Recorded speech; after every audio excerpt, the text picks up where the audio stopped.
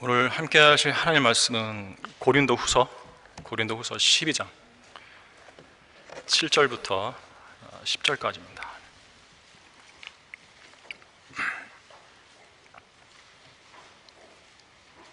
고린도후서 12장 7절부터 10절까지입니다.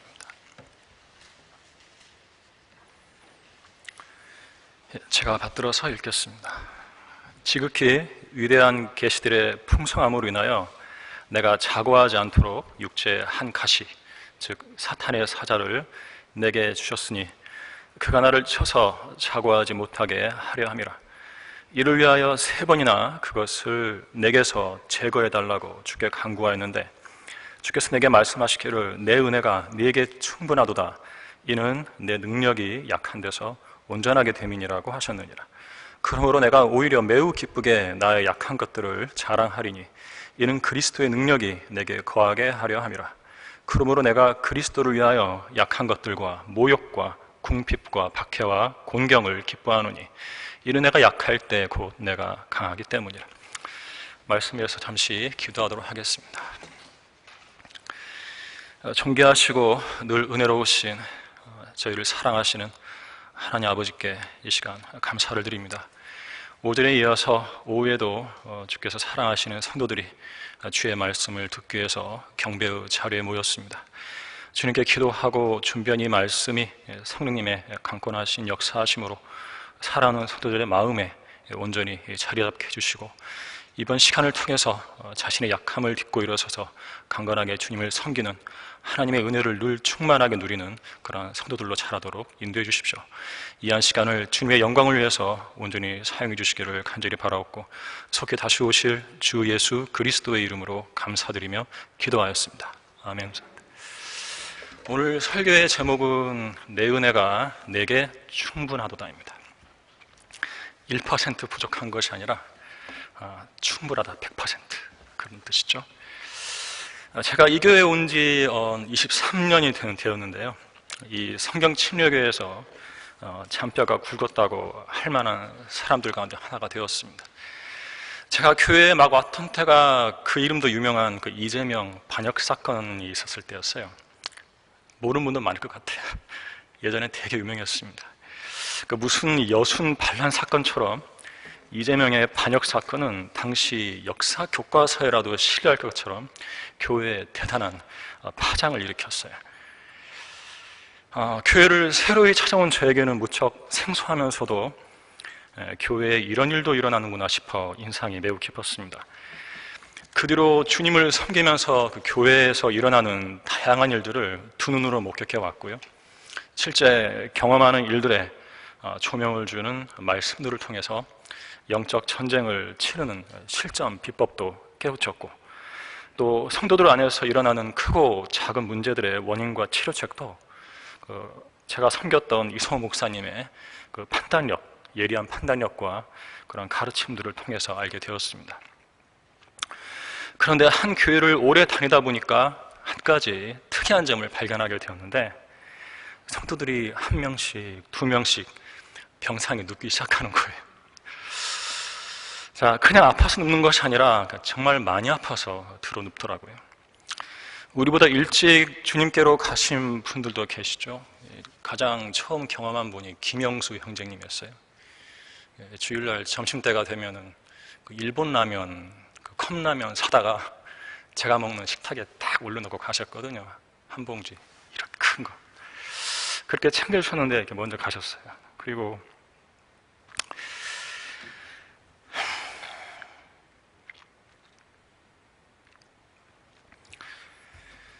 지금도 병원으로 몸 좋아 누워 계신 분들 계시죠?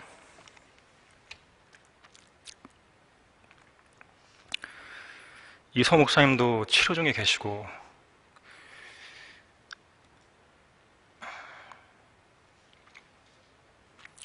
잘 나오시던 그 모친도 낙상해서 치료 중에 있고 강설이 형제님은 겨우 의식이 돌아왔고요. 오이쁜 사모님, 사모님은 폐암 수술하시고 또 언제 누가 병원에 입원할지 누가 먼저 주님께로 갈지 아무도 모릅니다. 교회에 다니는 횟수가 늘수록 모든 인간이 가야 할 길을 더욱 생각하게 되는 거죠. 다윗이 죽을 날이 임박하자 아들 솔로몬에게 했던 말은 내가 세상의 모든 자들의 길로 가노라. 그러므로 너는 강한 사람이 되고 스스로 남자답게 보이라 했습니다. 다윗이 가야 했던 세상의 모든 자들의 길은 죽음이었어요. 세상에 태어난 사람들 가운데 안 죽는 자가 없죠. 한 번 죽는 것은 사람들에게 정해진 것이고 그 뒤에 심판이 정해졌기 때문입니다. 인간의 보편적인 죽음에 관한 말씀에서 벗어날 수 있는 사람은 아무도 없어요. 이것이 말씀의 능력입니다. 물론 몇몇 예외적인 사람들도 있었고 우리가 죽지 않고 휴거된다면 하나님께서 정하신 한 번의 죽음을 맛보지 않을 수도 있죠. 하지만 하나님이 정하신 기본적인 원칙은 모든 사람이 죽게 된다는 거죠. 이것은 아담 한 사람의 죄 때문에 그래요. 선과 악의 지식의 나무에서 난 열매를 먹지 말라고 하셨는데 아내가 준 걸 받아 먹어버렸죠. 아무리 이불을 사랑했어도 아내가 하나님보다 소중할 수는 없습니다. 아담의 타락으로 죄가 세상으로 들어오고 그 죄에 의해서 사망이 왔으니 사망이 모든 사람에게 전달되어 모두 다 죽을 육신을 가지고서 이 세상에 태어난 것입니다.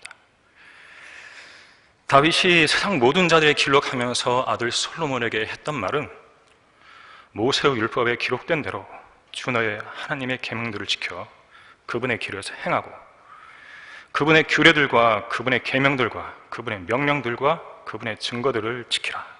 그리하면 네가 하는 모든 일에 있어서 네가 번영하리니 네가 어떤 곳으로 돌이키는지 그러하리라 했습니다. 열왕기상 2장 3절이죠. 다윗이 죽기 전에 한 말이라면 죽을 인간이 살아있는 동안 반드시 지켜야 할 말씀이 아니겠습니까? 다윗의 유언이었죠. 아들 솔로몬은 전도서 12장에서 인간의 노쇠와 죽음을 이야기하면서 동일한 결론을 내렸어요. 자기가 배웠으면 지켜야죠. 기록해 놓기만 하고 안 지켜버렸어요. 또한 은줄이 풀리고 금그릇이 깨지고 바가지가 우물에서 깨지고 수레바퀴가 저수지에서 깨지리로다. 그때 흙은 예전에 있던 대로 땅으로 돌아가고 영은 그것을 주셨던 하나님께로 돌아가리라. 헛되고 헛되도다. 전도자가 말하노니 모든 것이 헛되도다. 전체 일의 결론을 들을지니 하나님을 두려워하고 그의 계명들을 지키라. 이것이 사람의 모든 의문이 이는 하나님께서 선이든 악이든 모든 행위와 모든 은밀한 것들을 심판하실 것입니다.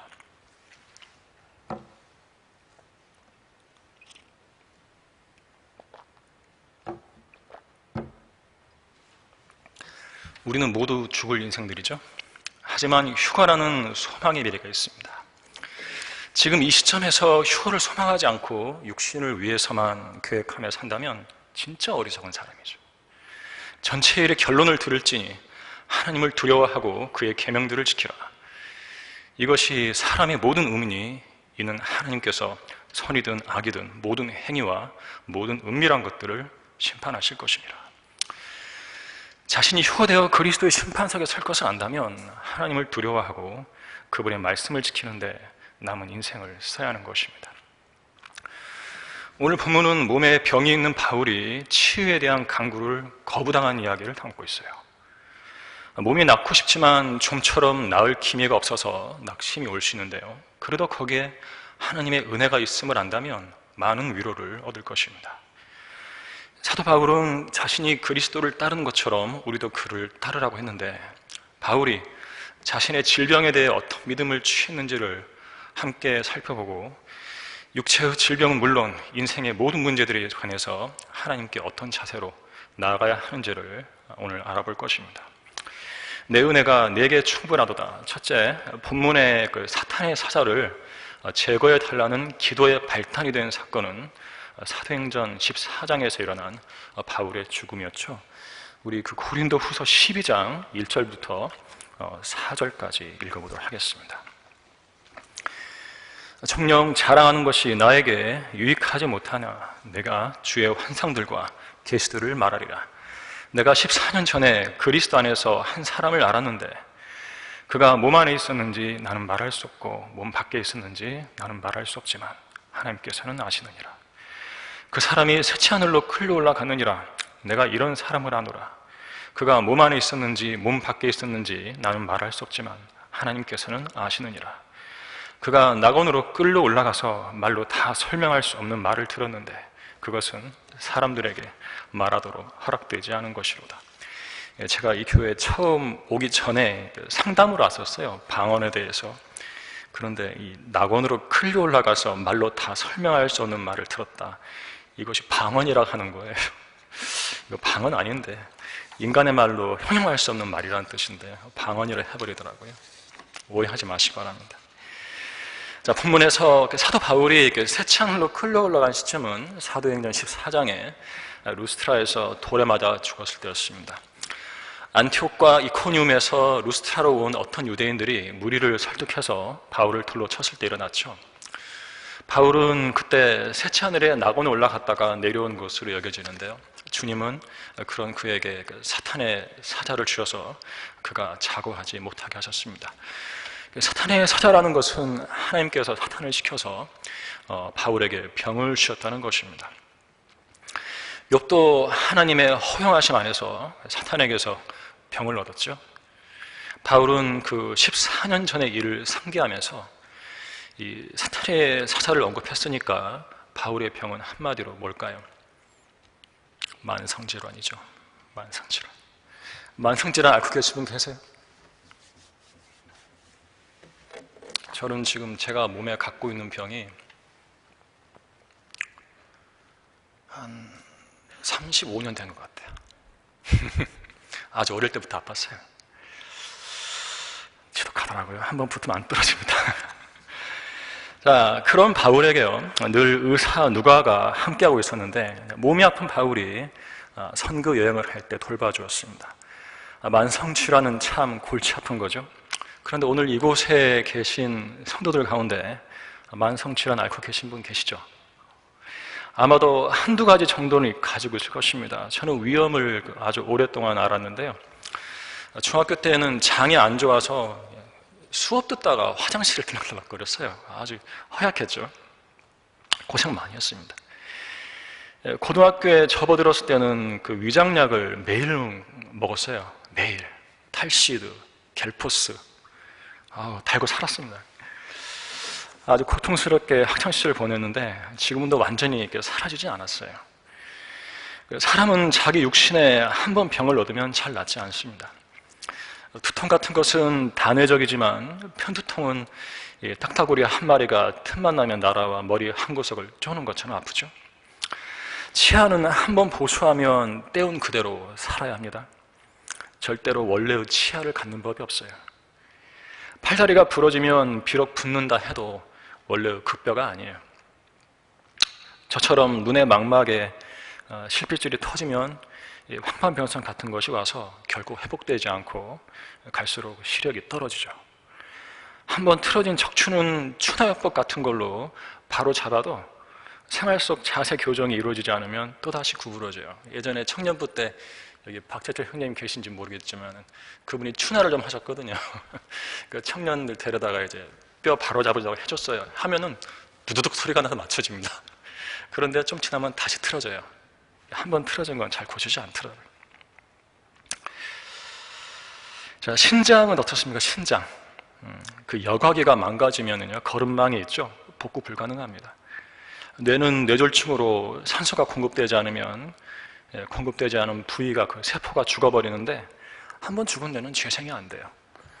죽은 뇌세포들 옆에 있는 살아있는 세포들이 그 죽은 세포들의 기능을 학습을 해가지고 도와주는 거죠. 닳아버린 무릎 연골은 어떻습니까? 무릎 수술 한번 하신 분들 계시죠? 그 염증이 이제 뼈로 옮겨가면은 그 뼈를 깎아내야 돼요. 퇴행성이라고 그러죠. 연골이 있을 때 살리하는데 못 살리면 뼈까지 염증이 먹고 들어가는 겁니다. 자르고 쇠로 된 인공관절을 붙이죠. 실핏줄이 약해서 코피가 자주 터지는 사람은 사실 백약을 써도 안 낫고요. 인두로 지져도 다시 터져요. 암 수술로 일단 절단한 장기는요, 원래 장기로 회복되지 않습니다. 일부가 없는 채로 살아야죠. 위암으로 위를 잘라내서 위장이 3분의 1밖에 안 남은 사람도 있고, 췌장암으로 췌장을 잘라낸 사람, 대장암으로 대장을 잘라낸 사람, 무슨 암 종류가 그렇게 많은지 이 죄로 저주받은 육신은 날마다 암세포가 생기기 때문에 그날 잘 먹고 잘 쉬고 면역관리 잘못해주지 않으면 누구나 다 암 환자가 되는 거예요. 자, 잘 먹고 잘 자고 운동도 해야 하는데 피곤한 직장인들 그게 좀처럼 되지 않죠. 요 사이는 미세먼지, 초미세먼지가 극성입니다. 그 때문에 폐암 환자들이 눈에 띄게 늘었다고 해요. 심지어 신종 코로나 바이러스까지 등장해서 코로나로도 죽고 살자고 맞은 그 부실한 백신 때문에도 죽고 아주 다수 발생하고 있습니다. 지금까지 백신 맞아가지고 1620명 정도가 죽었어요. 안에서 혈관이 찢어졌고 죽죠. 내부 출혈로 죽는 거예요. 최근에는 백혈병으로 죽는 사람은 생기고요. 위험하죠. 대부분의 사람들은 만성질환이라는 걸 겪었는데요. 나이가 들수록 이제는 그 병이 지겹도록 불편합니다. 지겨워요. 불편하고. 만성질환에 시달리는 성도들은 물론 각종 질환으로 고통을 받는 성도들도 어서 새 몸으로 갈아입기를 바랄 것입니다. 하지만 이것이 육신의 인생인 걸 어떻게 합니까? 하나님께서 주신 거예요. 시편 90편 10절에서는요, 우리의 연수가 70이요 강건하면 80이어도 그 연수의 힘은 수고와 슬픔이니 그것이 곧 끊어지면 우리가 멀리 날아가나이다 라고 말씀하고 있습니다. 수고와 슬픔에 더해서 병으로 힘들어하다가 죽는 것이 인생인 거죠. 몸이 질병으로 고통스러우니까 사람들은 예방 차원에서 건강식품을 챙겨 먹습니다. 다른 사업은 사양길로 접어들어도요, 건강식품 사업은요 절대 망하는 법이 없어요. 날마다 업그레이드 돼요. 생전에 듣도 보도 못하는 그 과일 추출물이 건강식품으로 둔갑해가지고 팔리거든요. 인체의 면역력을 일상의 식사로만 유지한다는 것은 매우 어렵습니다. 왜냐하면 땅과 바다가 오염되어 있기 때문에 거기서 나는 음식물들이 덩달아 오염되어서 중금속 속이나 여러 발암 물질들이 우리 몸속에 쌓여가기 때문이에요. 그래서 챙겨 먹고 그 독소를 빼내야 합니다. 각종 인스턴트 식품은 만만일제 영양가는 꽝이죠. 즐겨 먹으면 병 걸리게 되어 있습니다. 평소에 자기가 건강하다고 생각하는 사람들은 혀를 즐겁게 하는 그런 음식들을 습관적으로 즐기다가 그러다가 갑자기 시한부 선고를 받게 돼요. 야고보서 3장 6절에서 혀는 불이요 죄악의 세상이라고 말씀하지만 혀는 거기서 튀어나오는 말뿐만 아니라 화학조미료의 맛을 너무도 좋아하기 때문에 우리 인생이 혀로 인해 일찍 끝날 수도 있는 거예요. 혀 조심하세요. 혀가 내뱉는 말뿐만 아니라 혀가 찾는 맛에도 우리는 주의를 기울이라는 것입니다. 그러나 우리가 아무리 노력해도요, 우리는 언젠가 죽게 되어 있습니다. 이곳에 모인 사람들은 다 죽잖아요. 이게 누구의 말일까요? 이성호 목사님 말이에요. 방화동 교회 있을 때 설교 시간에 갑자기 이곳에 있는 사람 다 죽잖아요 그러시는 거예요. 안타까운 거죠. 죽을 인생을 데리고 사역을 하시는 거죠. 모든 인생에 가는 길에서 아무도 예외일 수 없습니다.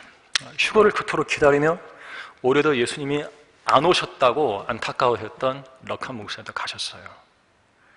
럭한 목사님은 같이 휴거될 줄 알았거든요. 데려가시더라고요. 지금은 셋째 아들 낙원에서 바울과 단둘이 앉아서 담소를 나누고 계실지도 모르고요. 그 옆에서 D.L. 무디가 뭔 얘기인가 하고 기웃거릴 수도 있어요. 예수님께서는 지상에 계실 때 인간의 장수에 관해서는 말씀하지 않으셨습니다.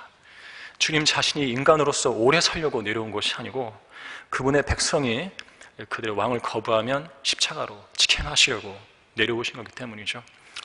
그런 분께 장수나 수명 연장이 무슨 의미가 있었겠습니까? 어차피 주님은 영원하신 하나님이신걸요. 예수님은 원래 영원히 사시는 하나님이시기 때문에 그분은 지상 삶에 연연하지 않으셨어요. 우리도 예수님의 생명을 받아 영원히 살 사람들이기 때문에 지상 삶에 연연하지 않습니다. 죽으면 죽죠. 그러나 장수는요, 성경에서 복으로 간주되고 있어요. 그렇기 때문에 우리는 장수의 복을 구할 수 있고요. 가급적 오래 살면서 주님을 섬기고 싶어 하는 거예요. 또 안 죽고 죽음을 맛보지 않고 휴거되고 싶어 하잖아요. 그렇죠? 그냥 죽어서 가고 싶으면 손 들어보세요. 나는 한 명도 안 나올 걸로 기대해요. 다 인간은 다 똑같아요. 누가 죽음을 좋아합니까? 죽음을 이기고 부활시키시고 데려가실 분이 하나님이시기 때문에 그 소망으로 사는 거지. 다들 오래 살고 살아서 휴거되고 싶어 하는 거예요. 기네스북에 보면 세계 최장수 부부가 있는데 갈수록 기록을 갈아치우기 때문에 누가 최장수 부부라고 말할 수는 없어요. 내년에 또 더 오래 산 사람이 나올 수 있습니다. 그 가운데 하나인 영국의 퍼시 에로스미스 105세 남편이고요. 플로렌스 100세. 두 사람 나이 합치면 205세예요. 이들의 기록을 갈아치운 부부도 나왔어요. 그런데 이 부부의 이야기가 있습니다. 교회학교 교사였던 플로렌스는 1925년 6월 1일에 마을의 작은 교회에서 5살 연상의 청년을 신랑으로 맞이합니다. 이 두 사람에게 사람들이 물었어요. 어떻게 그 오랜 세월을 해로할 수 있었습니까? 그러자 남편 퍼시는 항상 아내에게 여보 사랑해요 라고 말했습니다 라고 답변했고요. 아내 플로렌스는 전 남편에게 늘 여보 미안해요 라고 말했다는 거예요. 그 형제님들은 아내에게 사랑해 해보세요? 평소에 하세요? 그러니까 아내의 얼굴이 어떻게 되던가요? 미소가 번지죠. 화색이 돌죠. 피가 도는 거예요. 아내가 오래 살고 싶으시면요 사랑한다고 매일 말해보세요. 얼굴이 분홍빛깔로 바뀌어요. 일찍 죽게 놔둘려면 말하지 마시고. 자, 이 부부의 특징은 평생 서로를 사랑으로 배려했다는 데 있었는데 그들은 화를 품은 채 잠들지 않았습니다. 첫날 아무리 다퉜더라도 아침이면 사랑으로 용서하고 새로운 날을 맞이했다고 합니다. 이 부부가 삶을 통해 실천한 성경 말씀은 에베소서 4장 26절, 27절이죠. 화를 내되 죄는 짓지 말고 해가 지도록 분노를 품지 말며 마귀에게 틈을 주지 말라. 화를 내면 마귀가 틈타고 들어와요. 분노라는 게 그래요. 근데 이 부부의 집안은 마귀가 들어오려다가 못 들어오고 그런 집안이었던 것 같아요. 부부가 사랑하고 배려하면 장수할 수 있습니다. 사랑은 질병에 대한 저항력도 증진시키는 것이에요. 매일 다투고 화를 품고 잠드는 등 돌리고 자는 부부 장수할 수 있겠어요? 소가리로 끙끙대다가 만성질환만 하나 더 얻는 거죠. 성경은 인간이 장수할 수 있는 길을 여러 구절에서 제시하고 있는데요. 최초의 인류인 아담이 930년을 살았고 그의 아들 셋이 912년을 살았고 무드셀라는 969세를 살아서 인간으로서 최고령을 기록했는데 대홍수 심판을 거치면서 인간의 수명은 급격히 줄어들어 오늘날은 성경이 규정한 7, 80년도 못 채우는 사람들이 수두룩해졌습니다. 환경이 오염돼서 그런 거예요. 그 시편 90편 10절 말씀을 기록한 모세는 7, 80년이 아니라 120세까지 살았죠. 하나님께서 정하신 평균 수명을 훨씬 훌쩍 뛰어넘어서 아주 오래 살았어요. 천년을 살아보겠다며 불로초를 찾아 헤맸던 진시황은 49년밖에 살지 못했어요. 아무리 오래 살려고 아둥바둥 해봐야 하나님이 살려줘 해서 사는 거죠. 하나님을 열정적으로 섬기면서 신의 산을 오르내리던 등산가 모세는 매우 건강하게 주님을 섬기다가 죽었죠. 자, 신명기 34장 7절에서 모세가 죽을 때 120세였으나 그의 눈이 흐리지 아니하였고 그의 기력도 쇠하지 아니하였다라고 말씀하고 있는 것입니다. 모세의 생명은 사실상 하나님께서 붙들어 주신 것인데요. 하나님께서 어떤 사람을 필요로 해서 들어 쓰시고자 하면요, 필요에 따라서 생명을 연장시켜 주기도 하세요. 병으로 골골대는데요, 안 죽어요. 안 죽고 들어 쓰시더라고요. 성경에는 사람이 어떻게 하면 오래 살 수 있는가를 몇몇 구절에서 제시해주고 있습니다. 잠언 10장 27절 27절에서는 주를 두려워하면 장수하려니와 악인의 연수는 짧아지리라. 장수하려면 일단은 주님을 두려워하셔야 돼요. 신명기 30장 19절 20절은요, 내가 오늘 하늘과 땅을 불러서 너희에 대하여 증거를 삼아 네 앞에 생명과 죽음, 복과 저주를 두었은즉 그러므로 너와 네 자손이 살려면 생명을 택할지니라. 이는 너로 주 너의 하나님을 사랑하게 하고 너로 그분의 음성에 복종하게 하며 또 그분께 밀착하게 하려 함이니 그분은 너의 생명이시요 내 날들의 기한이시니라 했어요. 이는 주께서 내 조상 아브라함과 이삭과 야곱에게 주시기로 맹세하신 그 땅에서 너로 살게 하려 하심이라. 주님은 우리의 생명이시고 우리 생명의 날들의 기한이세요. 우리가 50년을 사는지 60년을 사는지 그 기한은요, 주님께 달려있는 거예요. 주님께 잘 보이셔야 돼요. 하나님께 복종하십시오. 에베소 6장 1절부터 3절은요, 자녀들은 잘 들어야 돼요. 오래 살려면. 자녀들아, 주 안에서 너희 부모에게 순종하라. 이것이 옳으니라. 내 아버지와 어머니를 공경하라. 이것이 약속 있는, 오래 장수의 약속이 있는 첫째 계명이니 이는 네가 잘 되고 또 땅에서 장수하게 하려 함이니라. 장수하려면 자녀들은 부모를 공경해야 합니다. 잠언 28장 16절은요, 마지막으로 명철이 부족한 통치자는 또한 지독한 압제자이나 탐욕을 싫어하는 자는 장수하리라 했어요. 장수하려면 탐욕을 멀리 해야 합니다. 특히 식탐하지 마세요. 많이 먹으면 암 걸립니다. 한자 암이 입구가 몇 개예요? 3개예요, 3개. 입 3개 달린 것처럼 막 집어넣으면 안 되죠. 암에 걸린다는 거예요. 과식에서 암이 많이 걸려요. 각종 건강 이론서를 읽고 몸에 좋다는 건강식품을 챙겨 먹고 병의원에서 건강검진하며 약을 처방받아 먹는 것도 좋지만 그리스도인이라면 그 무엇보다도 하나님의 말씀에 순종해야 합니다. 그것이 장수의 길이라고 주님께서 성경에 기록해 놓으셨기 때문에 그래요. 하나님께서는 예수 그리스도를 증거하며 성령대로 믿고 실행하는 성도들의 수명을 늘려주실 수 있는 거예요. 하나님은 우리 생명의 기한이시고 그것을 손에 쥐고 계시는 분입니다. 우리를 살리고 싶으면 살리고 죽이고 싶으면 죽일 수 있는 분이 바로 우리의 하나님이신 거죠. 구세군의 창시자인 윌리엄 부스는 매우 병약한 사람이었어요. 청년기에 그가 병원을 찾았을 때 의사는 충격적인 말을 했습니다. 이런 몸 상태로 계속 과로하면 1년을 넘기기가 어렵습니다. 휴식이 최고의 묘약입니다. 하지만 부스 장군은 의사의 말에 크게 위축되지 않았습니다. 의사가 뭐 사형 선고한다고 죽나요? 안 죽어요. 위축되지 마세요. 그 대신 규칙적인 생활을 실천했다고 그래요. 규칙적인 생활. 그 이전에는 막 일만 했다는 거죠. 탈나는 거예요. 탈이 알 수밖에 없죠. 규칙적인 생활을 실천했고 그가 주님을 위해 해오던 그 일, 복음 전파 사역을 계속 신실하게 수행했어요. 그랬더니 주위의 우려를 말끔히 씻어내고 83세까지 장수했다고 합니다. 윌리엄 부스의 비결은 규칙적인 생활에 있었어요. 생활이 규칙적이라는 것은 일과 쉼을 적절하게 병행했다는 거죠. 그 이전까지는 이런 지혜가 없었던 거죠. 1년 사형 선고 받고 튼 거예요. 이순신 장군은 옥포 해전을 치르러 갈 때 하루 동안 노를 저은 격군들을 그 다음 하루 동안 먹이고 쉬게 했어요.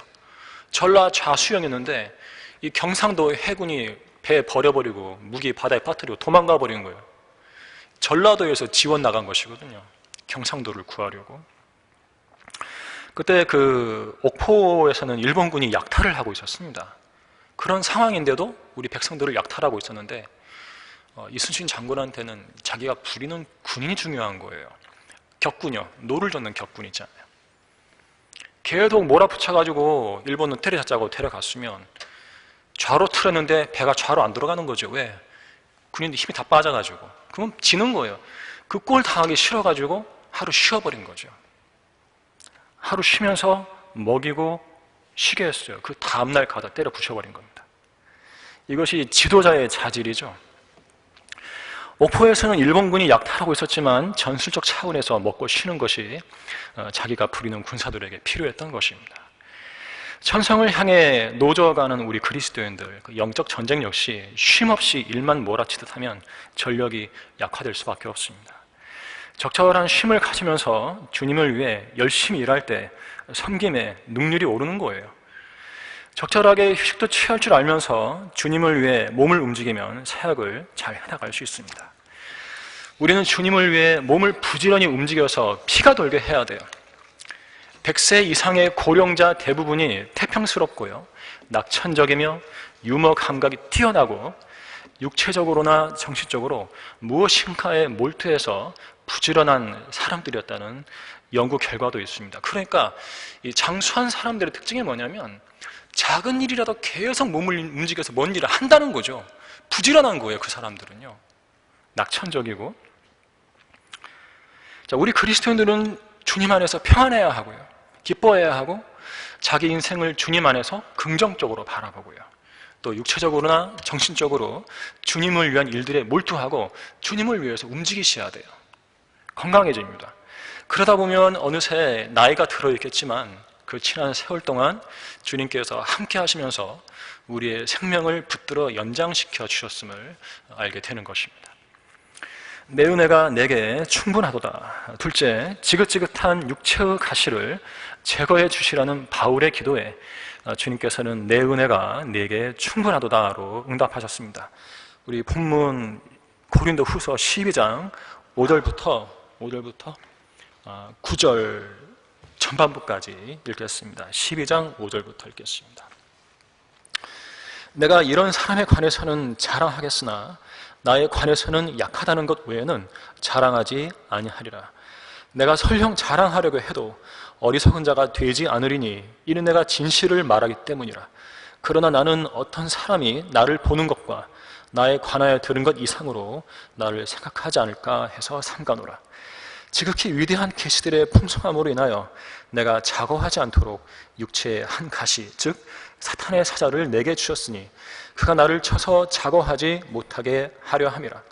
이를 위하여 3번이나 그것을 내게서 제거해 달라고 주께 간구하였는데 주께서 내게 말씀하시기를 내 은혜가 내게 충분하도다. 이는 내 능력이 약한 데서 온전하게 됨이니라고 하셨느니라. 본문에서 바울은 자랑에 대해서 이야기하고 있습니다. 셋째 하늘의 낙원에 갔다 온 자신에 관해서는 자랑하겠지만 바울 자신의 본질적인 면에 있어서는 자기가 약하다는 것 외에는 자랑할 것이 없다고 했어요. 맞아요. 우리 모두 마찬가지예요. 약하다는 것 외에는 자랑할 게 아무것도 없어요. 자기가 강하다는 거 조금이라도 자부하시면은요, 자칫 잘못하다가는 하나님께 버림받을 수 있습니다. 하나님은 자신의 강함을 자부하는 사람을 아주 싫어하세요. 주님의 강함을 자랑하셔야 합니다. 이거 항상 주의해야 돼요. 우리가 내세울 수 있는 것은 우리 자신의 약함 뿐이에요. 우리 자신의 무력함이죠. 그래서 하나님의 도우심이 절대적으로 필요하다는 믿음의 고백이 있어야 하는 거예요. 우리의 무력함은 우리 자신의 구원에 있어서도 여실히 드러났죠. 우리는 우리가 구원받은 일에 대해서 스스로 자랑할 것이 아무것도 없습니다. 왜냐하면 우리의 구원은 행위로 된 것이 아니라 은혜로 된 것이기 때문이죠. 너희가 믿음으로 말미암아 은혜로 구원을 받았으니 이것은 너희에게서 난 것이 아니오 하나님의 선물이라. 행위에서 난 것이 아니니 아무도 자랑하지 못하게 하려 하심이라. 행위로 된 것이면 더 이상 은혜가 아니고요, 은혜로 된 것이면 더 이상 행위가 아닙니다. 우리 성도들 이름 가운데는 은혜가 있죠. 행위는 없어요. 왜 그럴까요? 은혜를 좋아하는 거죠. 자, 행위면 행위고 은혜면 은혜지 행위와 은혜가 섞인 것은 없어요. 이 교회 시대는 그렇게 구원받지 않았죠. 이 시대에 행함이 없어도 하나님의 은혜로 구원받은 사람들은 복이 있는 것입니다. 우리는 바로 이 점을 자랑해야 하는 거예요. 구약의 제사장들은 계속 죽었기 때문에 다른 사람들로 대체되었어요. 주님의 사역도요, 사람이 알아 누워버리거나 죽어버리면 다른 사람들로 대체될 수밖에 없습니다. 그래서 건강관리 잘 해야 됩니다.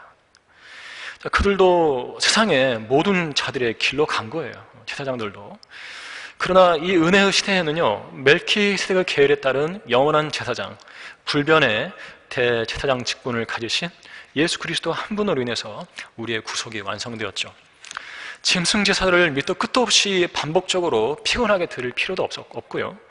제사장들을 갈아치우며 제사를 드리게 할 필요도 없습니다.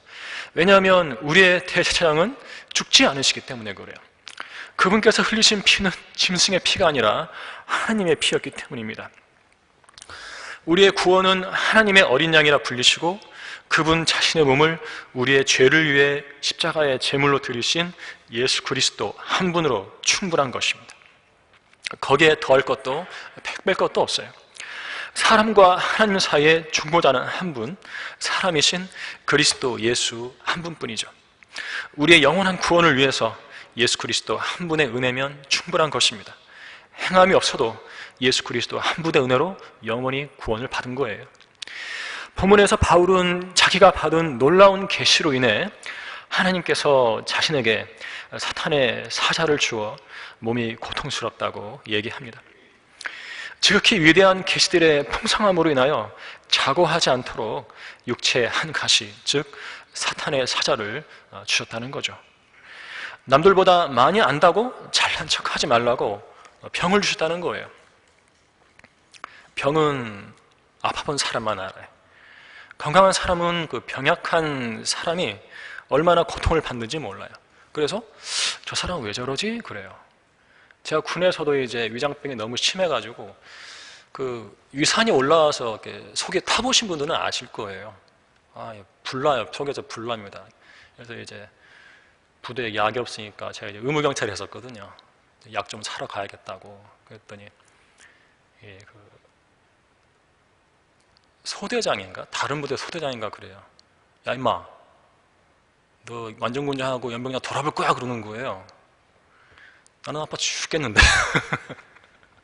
근데 그 사람이 보니까 이 경찰인데 간음을 저질러요. 화투를 쳐요. 몰인정을 하더라고요. 나 그런 사람을 이렇게 상관으로 모시고 2년 8개월 있었죠. 고통스럽죠. 대화가 안 되는 거죠, 대화가. 자, 바울은 병이 고통스러워서 3번이나 제거해 달라고 간구했는데 주님께로부터 들려온 말은 내 은혜가 내게 충분하도다. 이는 내 능력이 약한 데서 온전하게 됨이라는 것이었어요. 아파도 그것이 하나님의 은혜라는 거죠. 잘 낫지 않는 질병에 대해서는 우리가 하나님의 은혜를 생각해 봐야 돼요. 이 말씀은 우리에게 얼마나 큰 은혜가 되는지 몰라요. 어딘가 부족하다고 느껴질 때면, 내가 어딘가 부족하다고 느껴질 때면 꼭 이 말씀이 가슴을 쓰다듬어요. 저만 그러겠어요? 여러분도 그렇죠? 아멘입니다. 자, 우리의 교만을 잠재우는 말씀도 이 말씀이었습니다. 내 은혜가 내게 충분하도다. 더 가지려 하지 말라는 거죠. 이는 내 능력이 네가 약한 데서 온전하게 됨이니라. 이것이 우리를 향하신 하나님의 뜻입니다. 하나님께서는 우리에게 큰 것을 주신 뒤 우리가 자고하지 못하도록 낮추시는데 그 방법은 다양합니다. 바울에게는 병을 주셨죠. 간혹 고난에 처하고 힘들어지는 것을 하나님 앞에서 겸손하게 되는 수단으로 삼으면 되는 것이에요. 그것이 비록 징계일 수도 있지만 어찌되었건 나 자신을 낮추는 길밖에 다른 길이 없는 것입니다. 하나님은 통회하고 겸손한 영을 지닌 자와 함께 거하시어 겸손한 자의 영을 소생케 하고 통회하는 자의 마음을 소생케 하십니다. 영이 가난하고 통회하고 그분의 말씀에 떠는 자를 보살피시는 거죠. 병으로 고통받는 바울에게 들려온 응답은 내 은혜가 내게 충분하도다였어요. 성도 여러분은 하나님의 은혜가 여러분 자신에게 어느 정도 충분합니까? 혹시 하나님의 은혜가 충분치 않다고 생각하는 적은 없습니까? 우리는 태평양 한 구석에서 헤엄치는 아주 작은 물고기와 같을 뿐이에요. 그 물고기가 언제 태평양을 다 이용하는 거 보셨어요?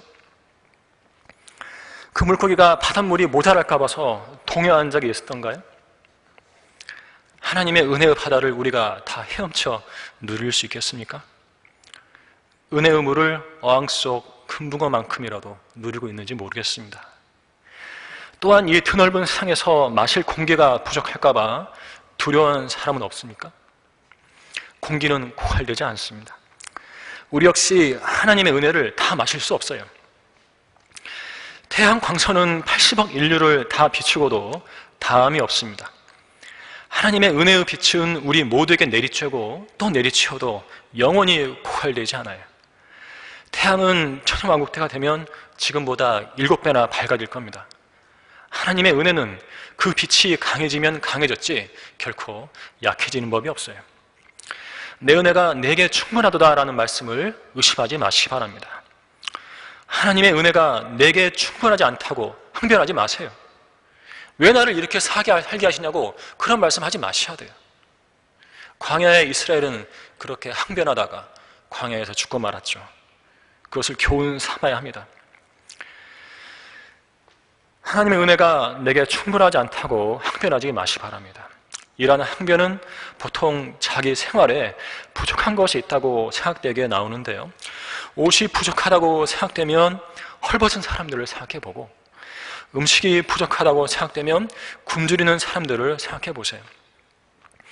우리에게 먹을 것과 입을 것이 있다면 우리에게 먹을 것과 입을 것이 있다면 만족하라고 하시지 않았습니까? 중국 사람들은 최근에 코로나 때문에 전면 봉쇄가 이루어지자 2주 동안 라면만 먹었더니 입안이 헐고 입천장이 썩어간다고 아우성이죠. 라면 좋아하세요? 2주 동안 드셔보세요. 입안이 썩어간대요. 먹어본 사람들이 이야기하네요. 중국 사람들이. 우리는 아직까지 따스한 밥을 먹고 있죠. 하나님의 은혜입니다.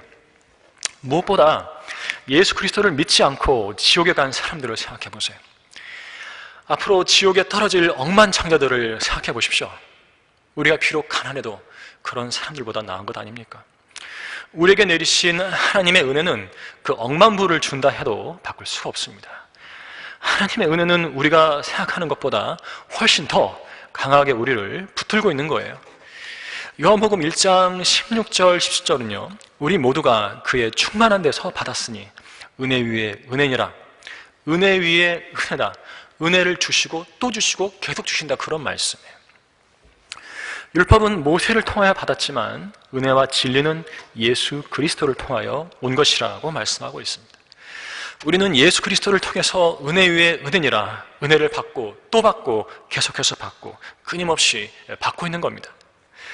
우리는 갈수록 쇠약해져가는 몸이 아플 때 더더욱 하나님의 은혜를 생각해 봐야 합니다.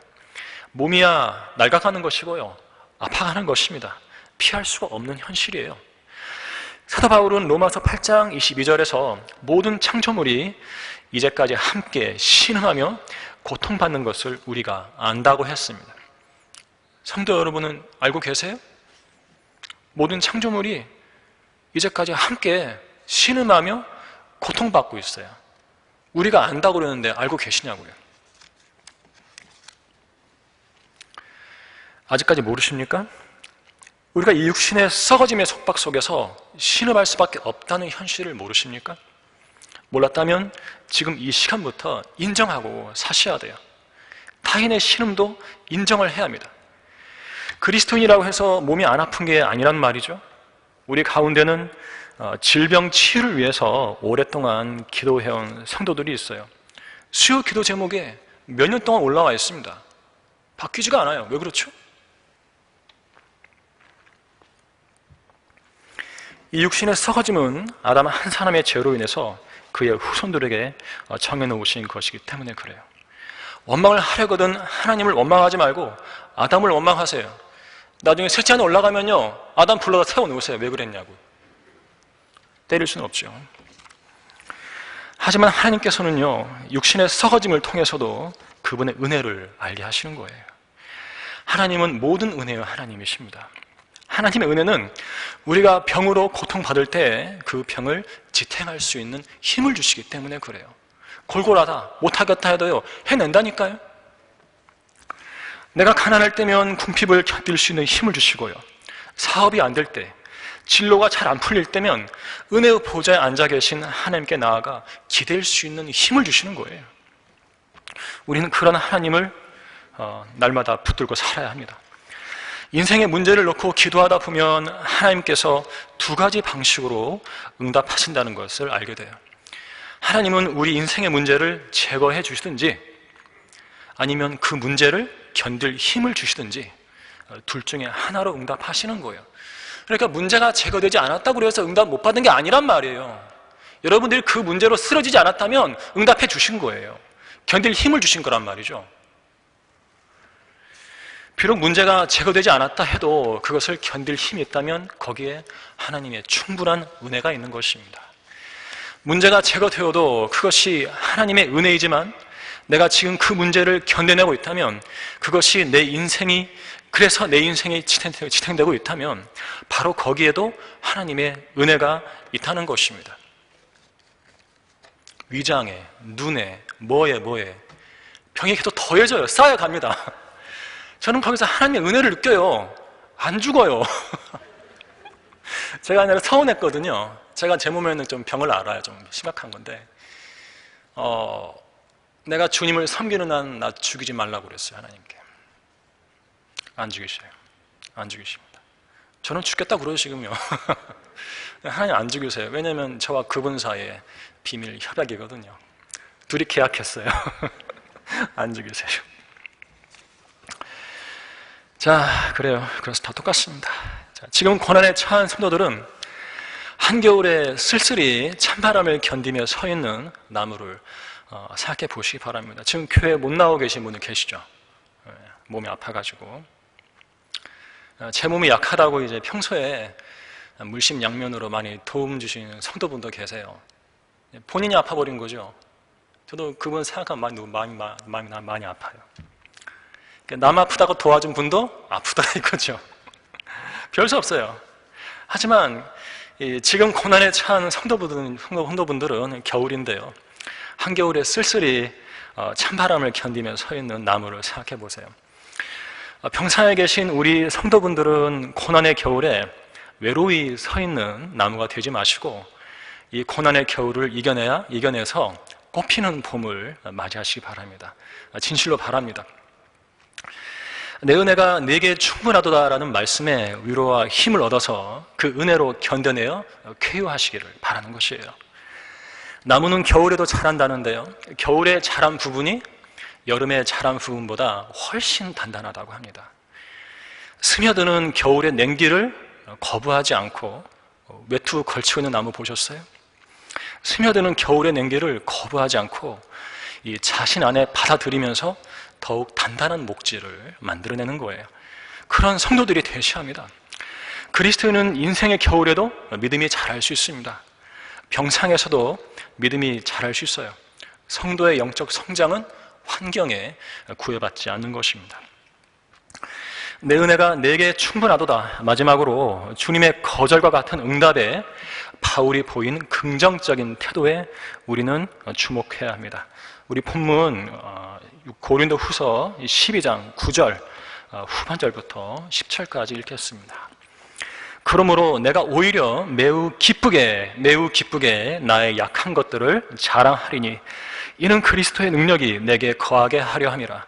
그러므로 내가 그리스도를 위하여 약한 것들과 모욕과 궁핍과 박해와 곤경을 기뻐하노니 이는 내가 약할 때 곧 내가 강하기 때문이라. 바울은 이는 내 능력이 약한 데서 온전하게 됨이라는 말씀을 듣고는 기쁨에 차오릅니다. 기뻐해야 돼요. 자기가 약할 때 그리스도의 능력이 거한다는 것을 알고 강함에 대한 욕구를 내던지고 약함을 끌어안는 거예요. 바울 자신을 위한 것이 아니라 그리스도를 위해서 약함을 기뻐하는 거예요. 바울이 받았던 모욕과 박해와 곤경은 그의 약함에서 기인된 것들이 많았던 것 같습니다. 사람이 강해 보이면 함부로 대하지 못하죠. 그런데 만나보면 약해 보이니까 거기서 기인한 어려움들이 있는 거예요. 고린도 교회에는 바울의 약한 외모를 보고서 그의 사도적 외의 권위를 무시했던 자들이 있었는데 그들은 바울의 편지들은 무게가 있고 힘이 있지만 직접 대할 때는 약하고 그 언변도 하찮다면서 바울을 업신여기고 교회 내에서 자신들의 추종자들을 만들었죠.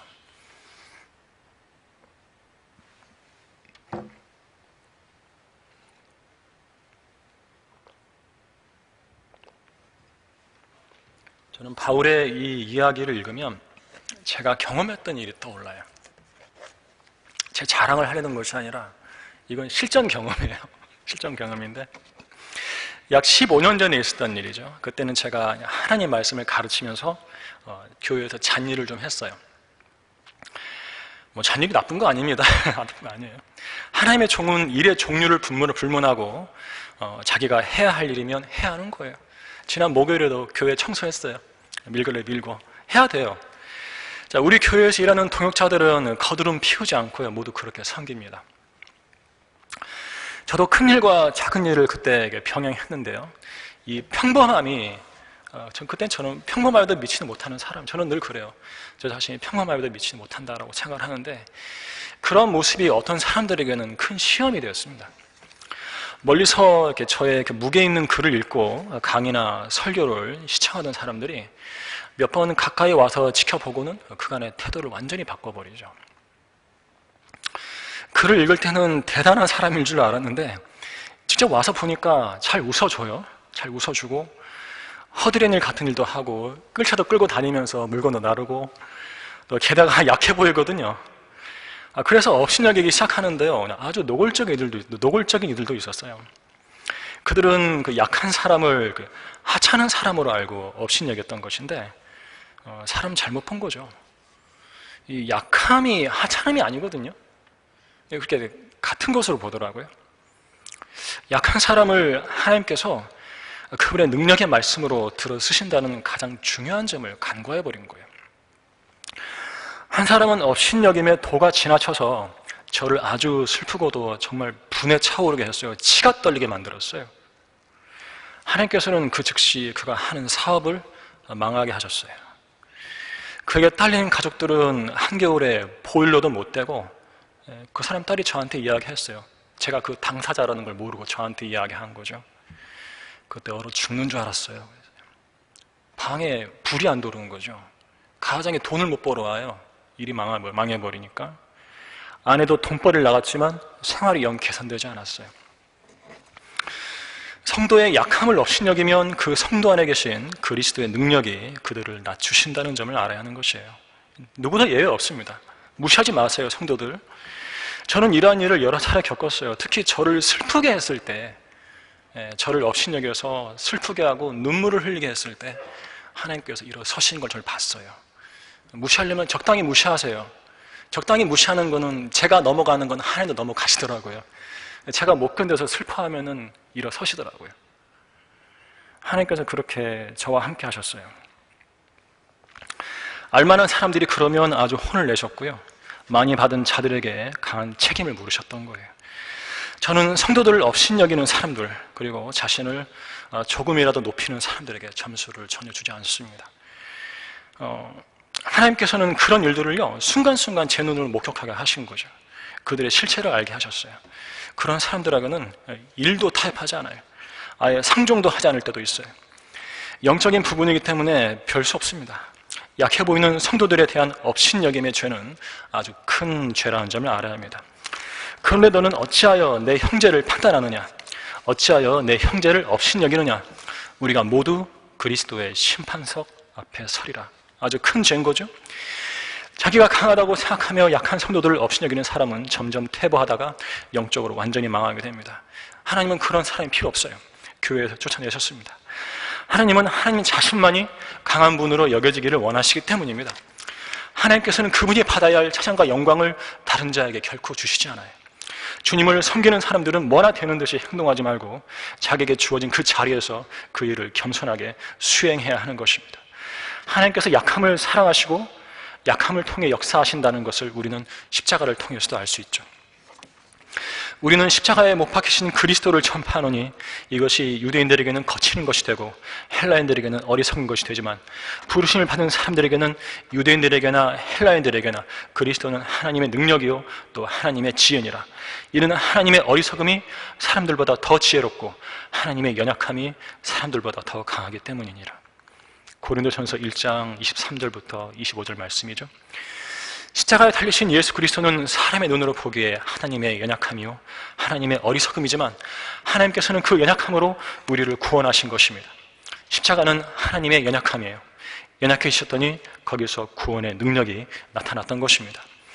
내가 그리스도의 복음을 부끄러워하지 아니하노니 이는 이 복음이 믿는 모든 사람을 구원에 이르게 하는 하나님의 능력이 됨이라. 하나님은 사람의 연약함을 통해서 영광을 얻는 분이십니다. 능력 있는 섬김의 비결은 연약함에 있는 거예요.